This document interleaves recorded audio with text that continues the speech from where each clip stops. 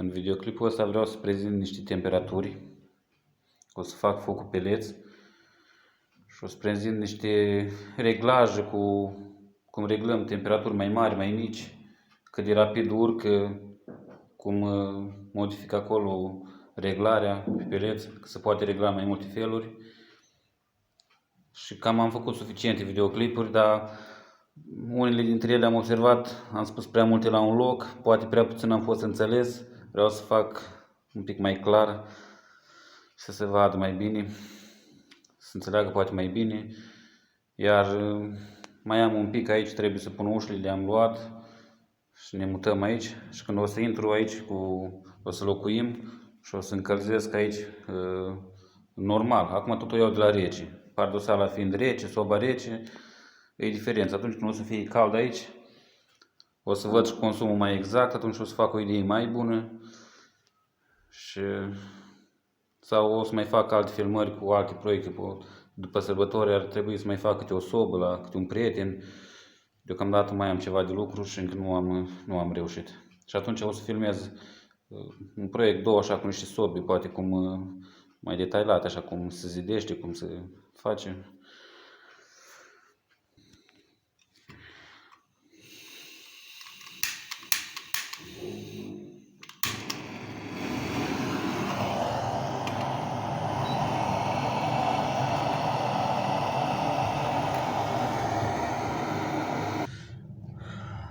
Deci durează vreo 2 minute până se aprinde cu utile, asta n-are rost să filmez.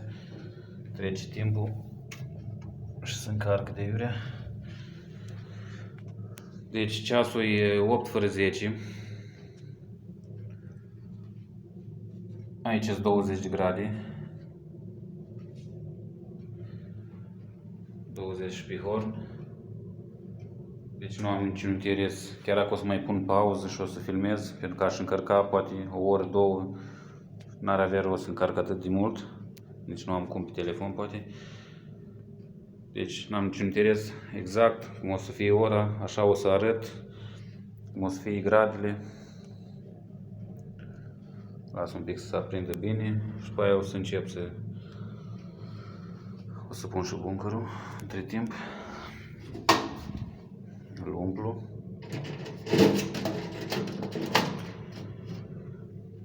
Am mai făcut prezentări, dar cu buncărul ăsta nu prea am explicat. Buncărul ăsta l-am făcut dintr-o bucată de foaie de tablă zincată. Aveam o bucată rămasă. Ar trebui să fac o schiță, să pun o poză și cu ăsta. Se face foarte simplu, l-am făcut într-o jumătate de oră. Din două piese tăiate la niște dimensiuni așa.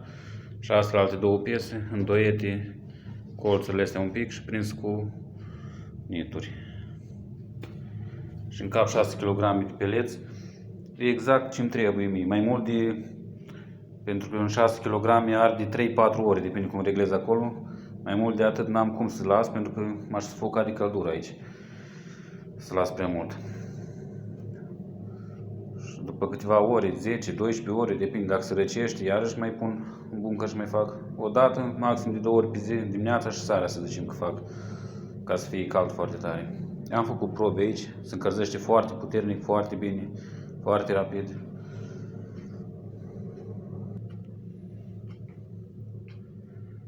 Sunt 5 minute de când am aprins focul.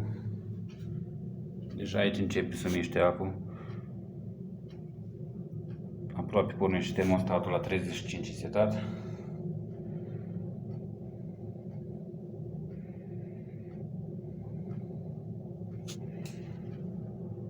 Acum au pornit.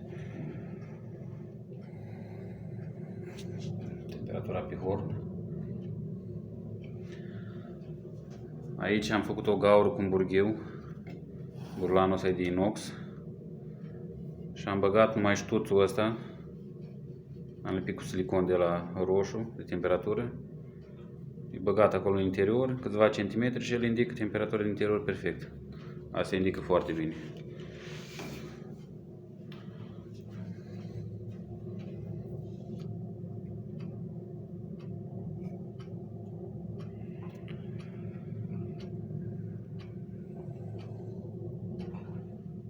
Urcă, coboară înapoi, probabil o să fac o oprire pompa și apoi o să pornească iarăși. Seta la 35.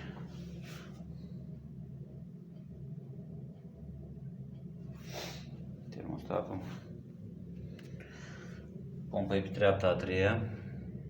O să vă arăt, o să dau pe treapta a doua, cu cât dau pe treapta mai mică pompa, cu cât deschid bypass-ul ăsta mai tare și cu cât îi dau debit aici puternic de aer, ca să mărească, după ce se aprinde mai bine, o să vedeți cum urcă gradele.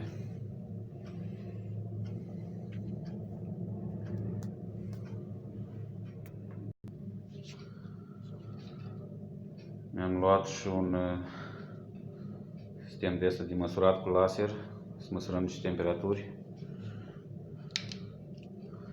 De exemplu, soba are undeva la 21, aici 22, 23 aproape. Astăzi dimineața a fost făcut un pic de foc, numai 4 kg, pentru că era foarte rece aici. Deci nu puteam călca pe jos, direct și era gresia. Pentru că dacă nu locuim aici, se recește foarte tare. Pompa s-a oprit acum o dată. Iar aici, pardoseala. Pardoseala e rece.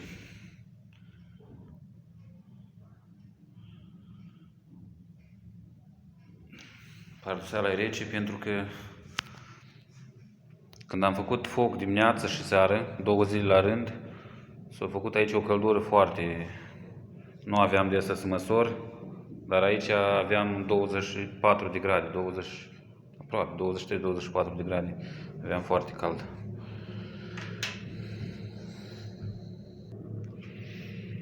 Am pornit iarăși termostatul. A doua oară și mai mult nu cred că se mai oprește, că de obicei odată se oprește, uneori chiar deloc. Dacă se aprinde mai rapid peleți aici și iau avânt mai rapid, nu durează așa de mult, nu face multe opriri. Aici avem deschis, îl țin așa la jumate, boilerul. Boilerul e cu apă rece, e folosită apa și scărița din baie. Și pardoseala asta aici, astea 5 coloane.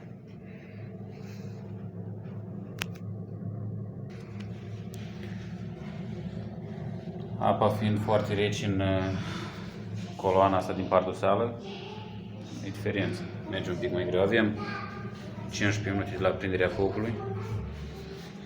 Temperatura avem 27 de grade. Iar aici, ăsta e turul care pleacă.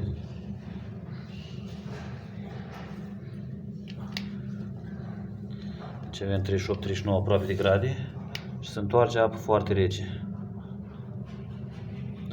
19-20 de grade.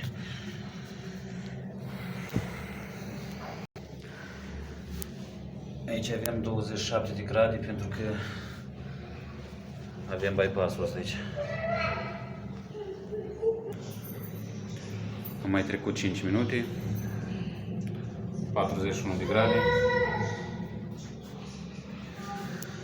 Temperatura avem 28 de grade.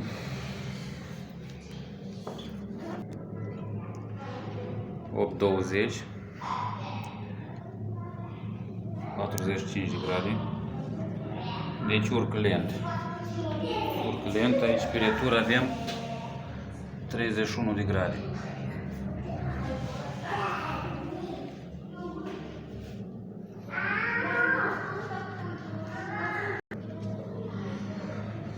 Deci undeva la o jumătate de oră de când am aprins focul, avem 50 de grade, 50 de grade aproape, fără un grad. Deci consuma peleți, atât. Temperatura avem 32 de grade, spre 32, cum așa.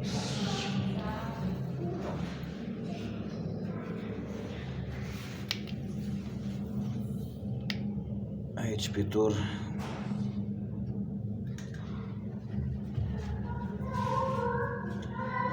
48 indică.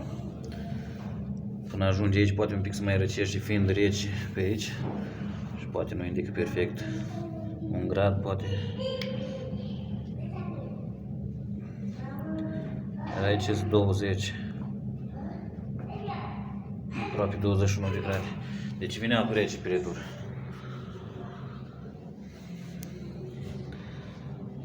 Dar din cauza bypass-ului, care întoarce un pic de apă caldă, ce mai vine de sus din baie, pe retur, se face 32 de grade pe retur.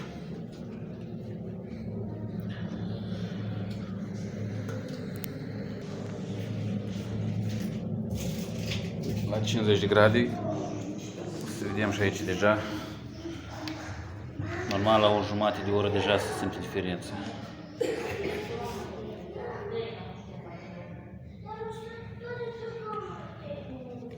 Nu prea. Țevile mai calde pleacă de aici prima dată, dar aici nu prea s-a schimbat. Până se ridică șapa, temperatura la șapă. Până acum ce am arătat cum urcă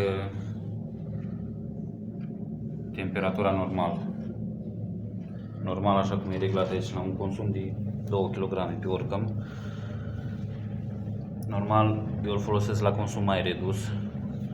Deci închid aerul aici sau folosesc pentru mai mult timp asta, limitatorul acela, și își face mai puține grade ca să nu urce atât de mult. Eu acum îl las așa pentru probe. Dar ce o să fac acum? O să fac așa. Deschid bypass un pic mai tare. Nu-i la maxim. Dau pe treapta 2 pompa ca să circule apa mai lent prin centrală. Pentru că ce vreau acum să văd cum se poate urca temperatura mai tare. Iar aici împing asta în față și închide acolo pelețe. Închide cu pelețe aerul acolo, da? Închide aproape de tot și deschid aici. Deci, să vedeți diferența numai când deschid aici.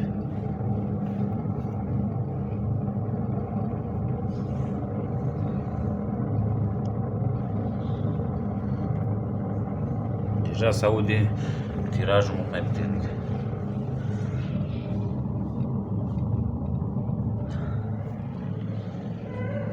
Și o să vedem cât de rapid urcă apa.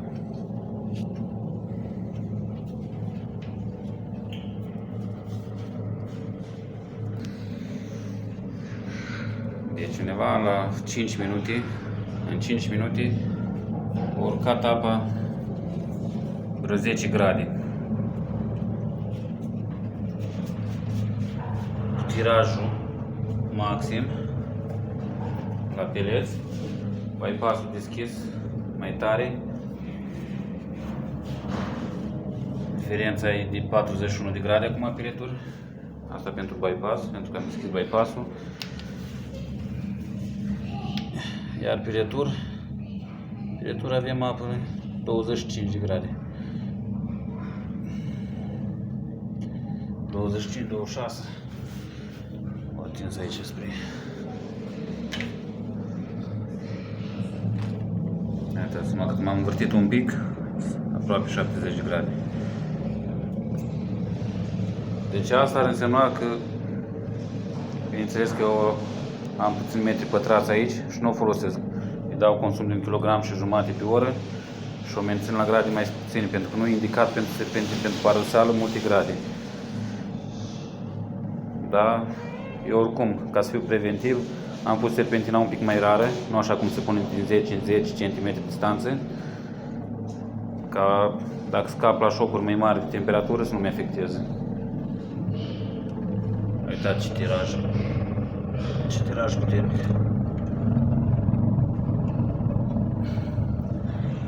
Deci asta înseamnă că face față la mulți metri pătrați.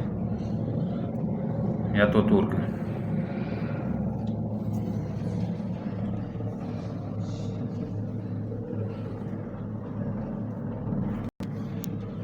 Da, deci am lăsat puțin, mai mult mă tem să las.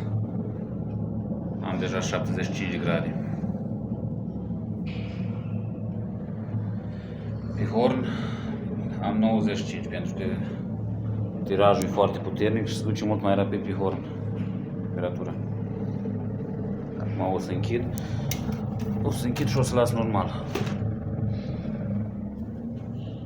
Aici un pic mai închid și dau pe treapta a doua. Dacă dau pe treapta a doua, circulă apa mai cu viteză și nu mi se ridică apa așa sus.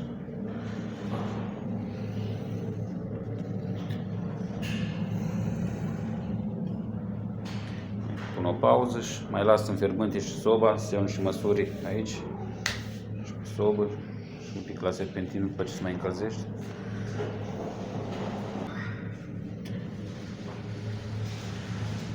Începe să revină, să se întoarcă înapoi. Deci a urcat aproape la 80 de grade. Și am rămas și eu uimit, am mai făcut odată așa o probă și data asta. Deci diferență de 30 de grade între tur și retur. N-am văzut la nicio sobă rachetă, nu că m-aș lăuda, dar nu am văzut așa o diferență de mare, chiar de 30 de grade între tur și retur. N-am văzut niciodată. Asta am să arăt, se poate regla la o centrală așa normală cum e asta, se poate regla la mult mai mulți metri pătrați. Am scos buncărul, am lăsat să coboare pelețe și pun asta, limitatorul ăsta, să dau consum mai mic, pentru că am urcat prea tare grade și coboară greu. Coboară greu, nu mai vrea să coboare. S-a încins bine soba, asta numai în câteva minute. Iar acum pun aici peleți și în câteva minute o să vedeți cum scade. Dacă o luam din prima cu consumul ăsta, deci nu ajungea la gradele astea normal. Se menținea până în 45 de grade.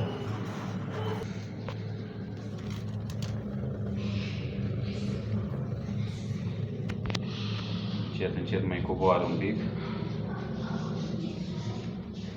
Dar ce vreau să vedeți un pic ce fum iese. Deci, lanternă.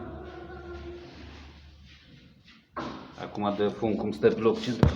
Deci am văzut din prima, când am scos aici, nu scotea gram de fum. Nu mai face tiraj, se oprește centrala, atunci scoate fum. Deci mai vedem o dată dacă așa. Deci hai să mai vedem o dată fumul, am pus lanterna aici mai bine.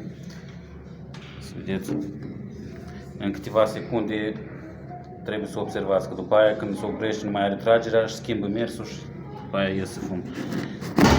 Uitați. Deci nu-i deloc fum. Și cum stă, nu mai trage, începe să iasă fum. Se aude și centrala cum nu mai trage. Deci îmi place că nu scoate fum astfel de centrală. Dar bineînțeles, nu înseamnă că nu scoate niciodată chiar deloc fum. Uneori, când își schimbă aici mersul cu tirajul, când cad peleți până... Uneori se observă pe horn câte un pic de fum. Uneori deloc, uneori se observă un pic. Deci așa funcționează el. Dacă ar fi izolat tubul ridicător, alt sistem așa cum a fost, cum e scris în cartea aia, atunci ar fi total gazificarea. Dar pentru că e făcut de tip centrală, e foarte bine așa, e suficient, e perfect. Da, deci mai mult nu filmez, am lăsat și o oră, mai mult nu filmez pentru că nu are rost, dar ați văzut ce diferență poate să facă, ce minuni poate să facă o astfel de centrală. Și acum, după o oră, să vedem niște temperaturi pe sobă. Aici mai în jos, tot mai rece. Aici exact aici sub capac e cel mai fierbinte. 100 și 105 grade. Iar aici capacul fiind mai gros, o să mai înfierbinte, dar mai greu. Aici, cum am observat eu, cel mai mult, maxim să atingă 150 de grade, dar după mai mult timp.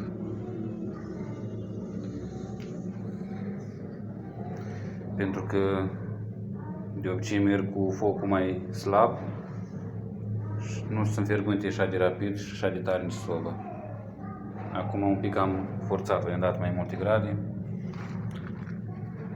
M-am dus și cu acul destul de sus, scade mai lent pentru că s-a înfierbântat foarte tare soba. De obicei v-am spus, am făcut probă 4 ore, am lăsat-o să meargă, consumul a redus, de 1,5 kg, mai mult 45 grade m-a urcat.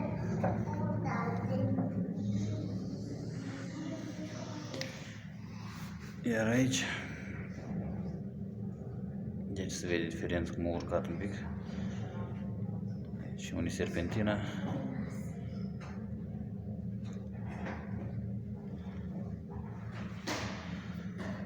Iar aici unde nu e serpentină,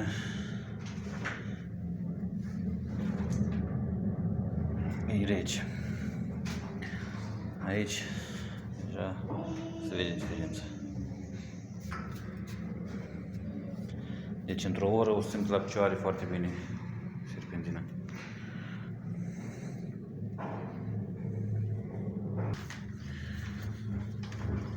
Iar aici, exact la alimentare, în direcția asta, normal trebuia să am niște temperaturi foarte mari, peste 100 de grade. Așa, am 46 de grade acolo jos, aici sus mai puțin. Și asta pentru că e recuperarea aia de serpentina aia care recuperează. Deci, încurajez pe tot românul care vrea să-și facă, încurajez, sunt foarte bune. V-am arătat, am dat explicații, am făcut o grămadă de videoclipuri.